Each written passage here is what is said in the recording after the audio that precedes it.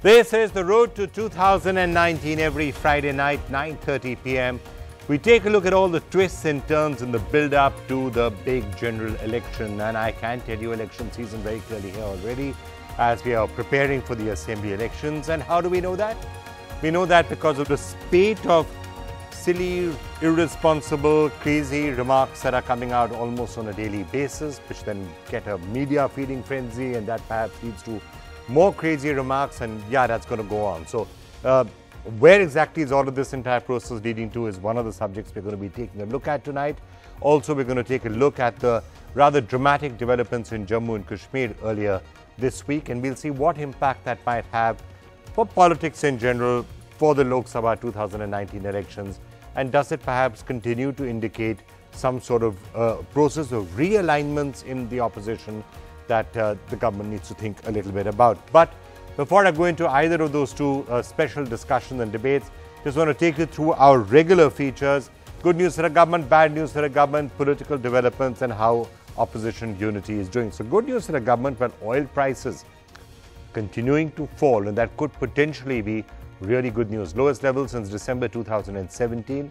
Government will be hoping that it keeps going down for another 6 months or thereabouts. And perhaps as a result of that, the other piece of good news, again on the economic front, is that the rupee has continued to strengthen. 2 rupees 20 paise up in just a week. With oil weakening, with oil prices weakening, the rupee is bound to strengthen. The other good news is Maldives, which you often heard us talking about as being a really worrying spot for India. Well, no longer so. The new Maldives government is all milk and honey and all things nice, and talking of India first, and things seem to be going really well on that front. So that's good news for the government. Bad news for the government? Well, we now had a CBI officer accusing a minister and the NSA in a court. So that battle with institutions and the question of what exactly is going to happen in the CBI, still an open-ended question. That story doesn't look as if it's going to go away very soon. The other possible, I don't know if this is good news or bad news for the government. It turns out that the BJP is the single largest advertiser now on television. So theoretically, you'll say it's good news. They've got lots and lots of money. Bad news part of that really comes from the fact that you had the Congress and other opposition parties saying, well, there's crony capitalism, which is where the government and the BJP, is getting all the money from all of this, for all this advertising. And then, we have, of course, just had that death of the U.S. national. So there is going to be some issues around it, and what was the government order, perhaps not as major as the other issues. Now, top political developments, obviously Jammu and Kashmir, which we're going to talk about right now, everything which happened out there. Ayodhya, it is going to heat up. Next week is going to be Ayodhya week. You're going to have all eyes and all attention on that as that gathering of seers takes place, and we'll see what else happens around it. We'll look at that in a greater detail. Centre has given a nod to the Kartarpur corridor, and that's something which many people have been hoping for and waiting for a long time. Index of alliance unity, let's turn to that. So Kashmir once again becomes a possible factor on that. If you could have a situation where the National Conference and the PDP can come together, okay, it didn't last long, and the fax machine didn't work, so we never got a chance to test it actually on the floor of the House. But the fact that something like that can happen means that you never know quite what is going to roll out in the 2019 elections. We've already seen Congress and TDP in Andhra Pradesh, in Telangana, beg your pardon. That surprised many people. BSP, Samajwadi Party, of course, is the biggest story to look for this entire year. And now other possible alliances like this may not hold till 2019, but who knows. Sena stepping up the pressure on the BJP on the Ram Temple, talking about how if we can demolish the Babri Masjid in 17 minutes, and what's a law here and there. So is that going to lead to a tension between them or not? Who knows? And KCR, that Telangana alliance, says essentially accusing the PM and the BJP of having what he called the Hindu-Muslim disease. Is there a problem in that particular alliance? Well, we'll watch that. Okay, those are the regular trackers that we have on what's happening. Let's now dive into, maybe let's start with Jammu and Kashmir first before we go into various motor mouths and what that might mean politically. It has been a big step which happened, the coming together of the Congress and the NCP and the PDP, and then the governor dissolving the assembly. What does that mean in general for politics in Jammu and Kashmir for the 2019 elections and broader issues. Joining us, we have some of the top experts in that. Siddique Wahid, it's great to have you with us, former VC, Islamic University of Science and Technology. Maybe you can also give us a little bit of an insight as to the other region which sometimes is consistently ignored in all these discussions about Jammu and Kashmir, is what actually is happening in Ladakh is an interesting point. So would love to get your take on it. Asha Khosa, senior journalist, one of the top Kashmir experts you'll know, and unlike many of the other Kashmir experts who have spoken at great length from Delhi, Asha was actually there in the valley at probably the most critical moments from 89 to 99, so therefore knows exactly what she's talking about. Wahidur Rahman is joining us, spokesperson of the PDP, joining us from Srinagar. Aga Rohilla is joining us from the National Conference, and Priya Sethi, spokesperson of the BJP, joining in from Jammu. Okay, I mean, look, we've heard at great length the rights of it and the wrongs of it and whether it should have happened and it shouldn't have happened. But this particular program is the road to 2019. So we are essentially going to be taking a look at the possible implications of this for the 2019 elections. Now, I know there are not that many seats in Jammu and Kashmir compared to UP and other states, which is why they get so much attention. But I just want to know, where does this leave Kashmir for 2019? And specifically the question also of whether you might actually have simultaneous elections or are you going to have assembly elections first. What is your take on this? Aga Rohilla, why don't I start with you? What do you think is going to happen now? Well, the Supreme Court has a clear ruling on this once the assembly is dissolved, and Supreme Court in its last verdict has said that the assembly elections, or for that matter any elections, should be held within 6 months, and that sets in almost that coincides with the Lok Sabha election. And given the fact that the conducting of assembly and parliament elections simultaneously would be a easier job for security forces, law and order forces, and the administration and the election commission itself. Therefore, we anticipate that the assembly election will be simultaneous with the parliament election, and we believe that it's not delayed beyond that, and we have a Supreme Court's ruling to back this anticipation. And this is again in the betterment for the future of Jammu and Kashmir. The state is already in a state of uncertainty, political uncertainty. The security situation is going bad towards by every day. So it's only in the interest of the people of Jammu and Kashmir and the state of affairs of the state of Jammu and Kashmir that the popular government as soon as possible is back in place, and the people of Kashmir, people of the state get to run this state themselves.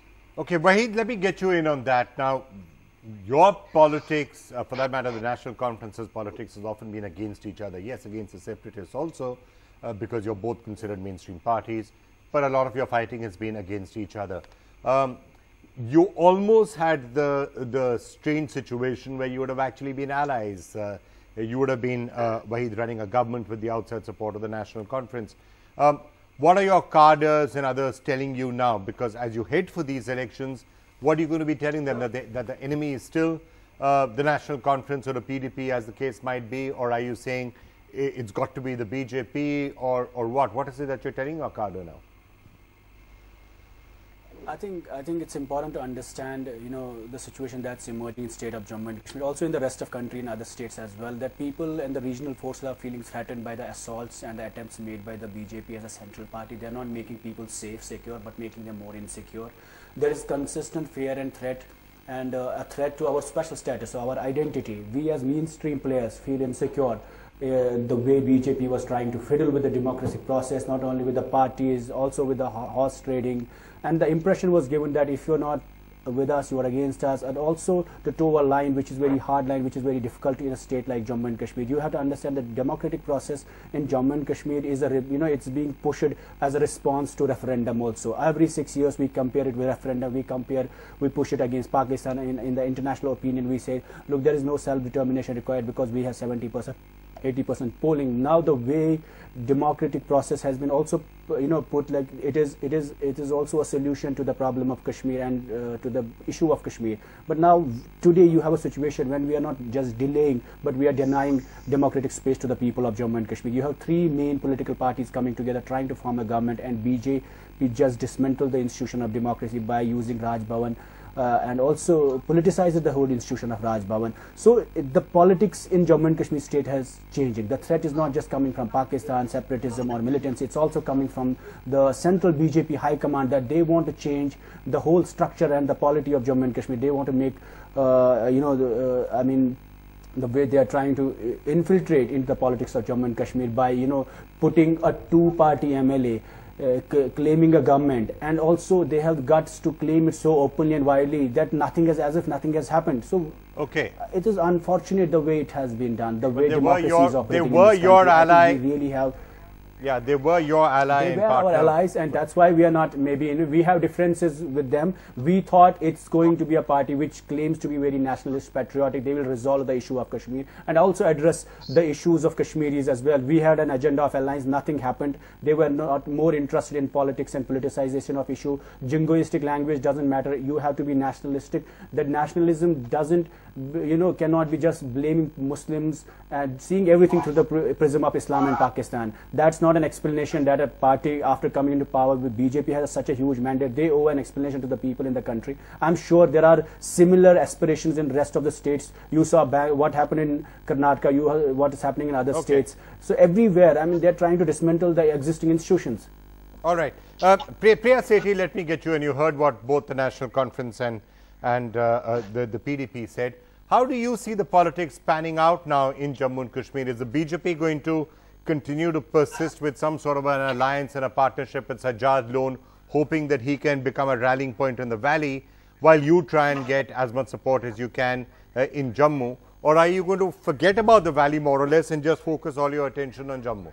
What's going to be the BJP strategy? Yes, Vikram, well, first of all, I'd like to question both the, the panelist representative from the NC and the PDP, who have just spoken about, the democratic setup. I would like to question them, then why did they boycotted the local body elections, and why did they boycott the urban local body elections and the panchayat elections? Were they towing the line of the Hurriyat Because conference? That's a distraction. You are trying to, you dissolve an assembly, no, please. You withdraw the government, and you are distracted. You have linked it because BJP linked, ma'am, BJP, your party, which linked 35A, which linked special status with the elections. Let us speak. You are good in this noise, but it was your party. It was your sub judice in the court still. When you are going for elections, for the assembly elections, you are preparing yourself and your party is preparing for the assembly elections, it will be in the court, in the Supreme Court. So verdict, please don't hide behind the walls of 35A and the walls of 370 article. Why didn't you people ask your cadre, ask your workers to go in for the polls of the local body elections and the other elections, when you had the democratic right of your worker was negated in these elections? Now your leaders want to go in for the assembly elections. You want to tie up because now new leadership, the young faces are being emerged in Kashmir Valley, in the Jammu Valley also, and in Leh Ladakh also. The lotus has been blooming, and it will bloom, and it's only one. The lotus has its place only in Kashmir Dal Lake. I'll prove you. Mark my words. The people want a change. They are fed up from the dynastic rule of the NC and the PDP. You can see that lotus blooming. Yeah, it is. Okay, Aga, you want to quickly respond to that, and then I'm going to try and get the other experts in also. Let me remind her, we stayed away from the local body elections and panchayat elections for a particular purpose. We didn't boycott the process. We asked the central government to give us the assurance that the central government will stand for the strengthening of Article 35A in the court. The court has its own jurisdiction. We don't intrude into that. We know what powers and what jurisdiction court has. What we asked for, that the assurance that comes from the central government that they will defend the Article 35A in the court. that little assurance that we wanted from the central government, and we said that with that assurance we are ready folks, to participate. Can I just interrupt you for a minute? Let's stop. No, let me conclude, Vikram. May I conclude? I'm trying to look ahead as to what's going to happen next instead of post-mortem. Now, equating ULB elections with the assembly election is a clever trick by BJP. They essentially want us to stay away from the legislature. Assembly is a legislature where they can legislate against 35A, where they can legislate against 370. We are not going to give them the legislature on platter, where then they will not have to wait for. I'm just trying to get a sense of the politics of this. Can I ask you, Wahid? Route. Therefore, assembly elections is much essential for us, as it was the call for. I'm going to get the other experts in and step away. Wahid, can I just ask you a question? If you feel so strongly that you've got the numbers, why is the PDP not approaching the courts? That's a logical thing to do. And by the way, given the amount of constitutional precedent that there is right now, Bommai judgment, I mean, I could list them for us. You probably have a very good case to go to the courts. You're choosing not to do it. Is that because you feel that you've got the best? Yeah, sorry. We are not ruled out going to the court. We are seeking all sort of legal and political advice, but we are also willing to face the people. I think let's go to the people and get the verdict. I'm sure, NC, Congress, PDP, every party is comfortable in facing the people. It's BJP which is actually scared of facing the people. They are talking about municipality election by using money and manipulation. They want to. Why was BJP not interested in dissolution of assembly? Why was BJP not willing to go to the elections? What is the fear that PRCTG has in facing the people? We should be scared because we have been in alliance with them. We should have problems in Kashmir because there are militancies there and other issues there. Let's all face the people. Let people are the best judge, and I'm sure that will be a more stronger verdict to come back to the government and to actually address on the issue, especially the special status. All right, fine, thanks. I'm going to have to pause it there for a minute. Priya, I'm just going to give you one last word because one last word on this, and then I did speak to Omar Abdullah a little earlier, and they want to get his take in, and then I'm going to come to our experts here in the studio. Priya, one last word from you. See, the simple reason is, if you want to empower Jammu and Kashmir, if you want to really have peace in Jammu and Kashmir, the state question was to percolate the powers to the last rung of the democratic setup. It's the third tier government, and when these parties, whether it's NC, PDP or the Congress, wanted to come on the platter together to avoid the BJP to come in power in the valley, to come to the new fresh faces which they are looking, the alternative which they are looking of PDP and with 2% polling. With 2% polling. With 2% polling. You are having an election with 2% polling. You should be ashamed of undermining the entire democratic process. Ladies and gentlemen, I'm going to call it a truce there for the moment for the political discussion. We'll have a lot more on this as we go forward. Voters college. Okay, Aga Rohalla,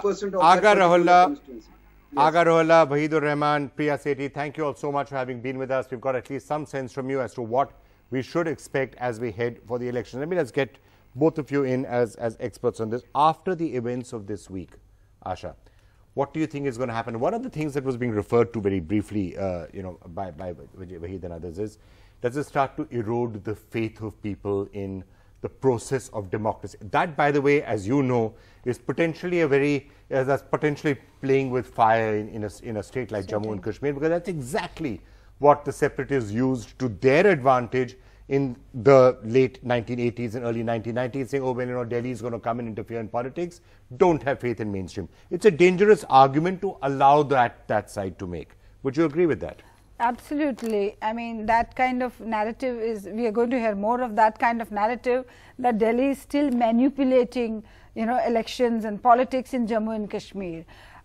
I don't know whether Delhi is doing that, but there's already talk about that, So you have to be careful that even whether Delhi is doing it or not, don't even allow that perception to sink in. Yes, that has to an be important part of it. That has to be addressed at the earliest. Otherwise, for next 6 years, you'll keep hearing, oh, Delhi again did play with our democracy. Okay. So that is a very dangerous. Siddiq, you think that's a valid concern? I mean, I call it much more than a concern. I mean, Delhi has been manipulating. I mean, we have to understand it. It's not, in 87, it was a manipulation by attacking the ballot boxes. I mean, I don't think there's argument there. Today, there's structural manipulation. The fact that when you have two Kashmiri parties getting together and trying to get a majority, it's not able to. It just doesn't make sense. I mean, by Kashmiri, I mean J&K state parties, you know, because both of them have wings everywhere, including Ladakh and Jammu and so forth. That not getting together. So I mean, from a purely empirical point of view, I think that Delhi has been manipulating it, and maybe one or twice. It has started to get a lot better. And by the way, it's in a sense that you're bringing back some of the, you know, this used to be 50s and 60s where, you know, they would said Delhi is selecting who your chief minister should be. 70s and 80s as well. I mean, you know, we can go through so that. So we shouldn't try and go back to that dark. I think that chapter is over. No, can I just finish? Okay. I mean, but I think to call that chapter over with is a bit dangerous. The very effect that I would put in today is that you have 2% of the people voting for the panchayat elections, and somebody wants to declare it of some sort of a victory, you know, for democracy. I don't think it can be.